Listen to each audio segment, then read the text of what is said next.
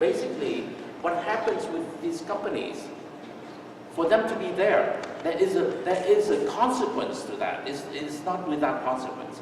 It means that the money is going to race to them. And if you are in business, you know there is a cost of capital. For you to expand, you need to get capital. And you need to go out to the market to get capital one way or the other. And if your cost of capital is lower than everybody else, you will be able to grow at a much smaller cost than anybody else. And that's exactly what they are doing. They're all doing that. Right? They are taking advantage of it extremely smartly. Okay, so this is pointing out to one thing, that there is a game on, and that game is the winner take all. I mean, these guys are playing that game, right? Here, so I'm going to dive more into the business aspects of things. So how is a business measured by investors, by Wall Street? How do they look at these things? This is from McKinsey. They're looking at about 2,000 companies in the database of the larger companies around the globe. And what they see is this. So the curve is of companies with regards to their return, their economic return, meaning the profit after all the costs are taken out, including cost of capital. Okay? So that's really the bottom line of their profit. So you can see, so they divide up. So McKinsey divided up into 5 quintiles. The highest returns and the lower returns. And what happened to them? So in the middle, you can see the long straight line in the middle. So the average is 180 million of billions of dollars in revenues. Okay, 180 million of profit at the bottom line, but that also include everybody else, include the guys at the top. Okay, but for the guys only in the middle, basically it's a wash. After all the competition, all the hard work of everybody, the infighting, the politics, the reorgs, you know, you live through that, you know how hard it is. Okay. After all that, it nets out to zero. That's how harsh life is. Now, so that's what it is. Okay, so here it is. The majority in the middle make almost no economic profit. You're going to make these slides available?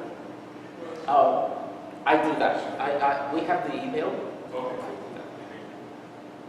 And by the way, these are not my inventions or my discovery. It's available. It's widely available. It's public domain. Put it together next week. Yeah, I'm just putting it together. Right. And okay, so at the top, on the other hand, right? At the top, on the other hand, they actually clock a lot of profits. But if you look just at that curve, at the top quintile, that curve itself at the top, you are technical, you recognize that. That's an exponential curve, right there. Everybody is stuck on a flat zero line. The guys at the top quintile are on an exponential curve. They fight a different game than the rest of us. Okay? Yeah, 90% of the profit in any industry goes to that top. And they earn 30 times more than the one in the middle. Oops, sorry. Okay.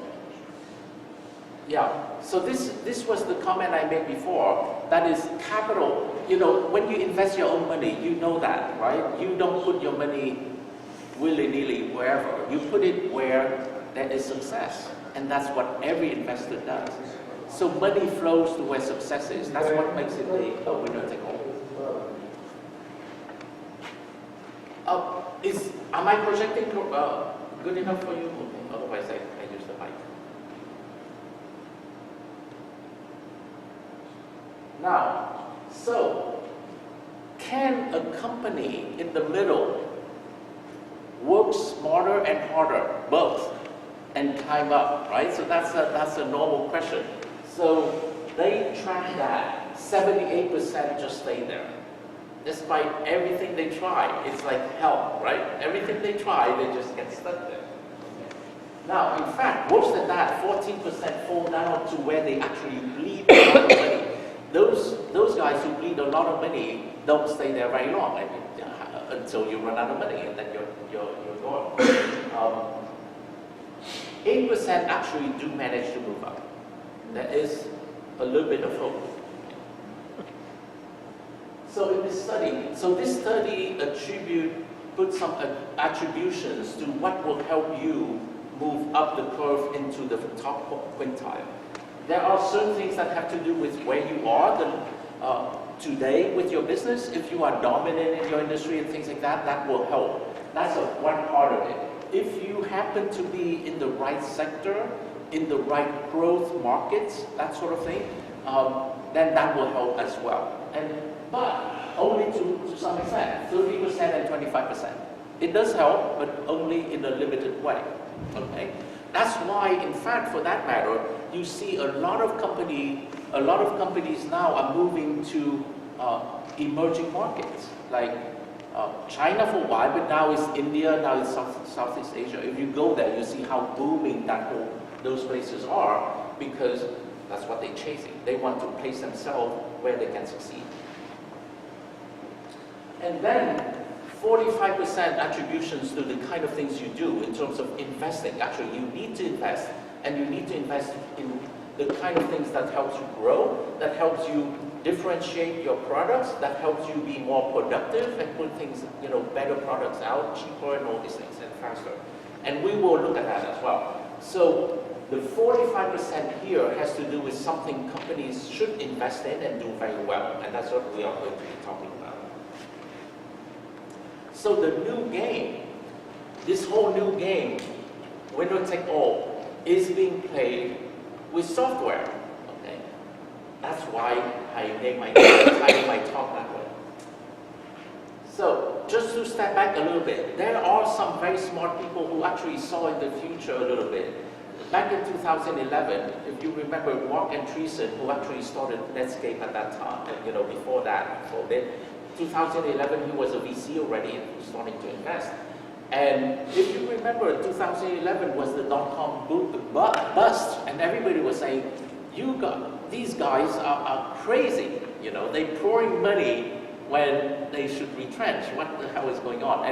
And Mark Andreessen wrote a famous paper, said software is eating the world. He's saying, well, you guys are missing it. This is the time to invest in all these companies that are changing the world. And who are they? Okay, so Amazon around that time,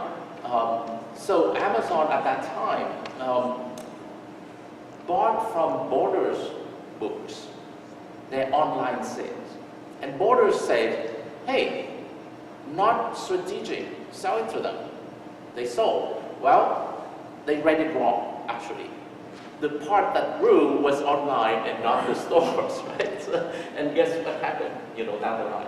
So Netflix also was beating out Blockbuster, if you remember that. And because of that, was it Time Warner? It was Time Warner that everybody took notice and they took action. I mean, these guys are paid a lot of money. They do react. So Time Warner said, hell, I better react. So what did they do? They bought AOL, right? If you remember that. Hey, we cannot see the future. We do the best we can, right? So, okay. Now, in the photography business, Kodak was already down at that time, but there were new things coming up. Not that they are hugely successful, but hey, people do what they can, what they know. LinkedIn was on already at that time and completely changed the landscape for the recruiting industry, which is completely fragmented. So that's an easy one, an easy shot. In music, so you see music, so now these guys are still around, right? And iTunes was starting then as well, actually.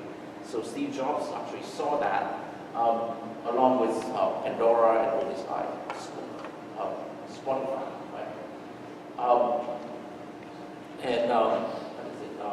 is it? Pixar, thanks. Thank you. So Pixar, they actually started out as a computer graphics company. I don't know if you realize that, purely. And then couldn't make anything out of it, and then started making movies, and became so successful that Disney realized that unless they bought Pixar, they will become irrelevant very quickly. Yeah, so things change, and things change using software. Once again, that's the whole theme. And by the way, I'm not fishing this out to make a point.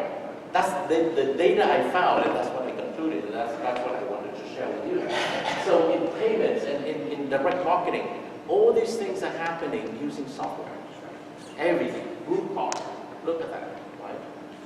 So people are playing this game of winner take all using software. The thinking, so Mark Andreessen at that time was saying, what happens now is this: with software, finally, people can have a global reach in an affordable way. It wasn't so before, now it is. They can do it now, and they can reach out to the market. If you remember, so what was Amazon about? Amazon, at that time, in any case, the coverage was, we can now profitably go after the long tail, if you remember that expression. That is, the few people buying just one copy of a book. Is that profitable? Normally, no. Now it is, you see? So that's what software does. That's the thesis of Mark Andreessen back then, and he made a ton of money doing these investments. Okay. Doesn't mean large companies don't see the sign and don't do anything. A lot of these companies have reinvented this themselves. We have not read completely about it, but they have. FedEx is basically a software company with trucks and deliveries, and John Deere, if you go search John Deere, they have a lot of automation and all these things. Yeah, these are the investment of Mark Andreessen at that time when he wrote it. Not all winners, like Zynga and all these things, but mostly he called the right shot. Okay, now moving forward a couple more years, you recognize this. This is Uber. Okay, so software continues to eat the world in a different way now. The old way keeps going, but it's not news anymore. What's the news now? Now the news is you just need to focus on your business and your customers and their experience. Everything else is now provided to you. You don't need to do it. So for Uber to provide their services, they need all these things. They need IT infrastructure, they need communication infrastructure, they need mapping, they need payments, they need mail messaging. Yes?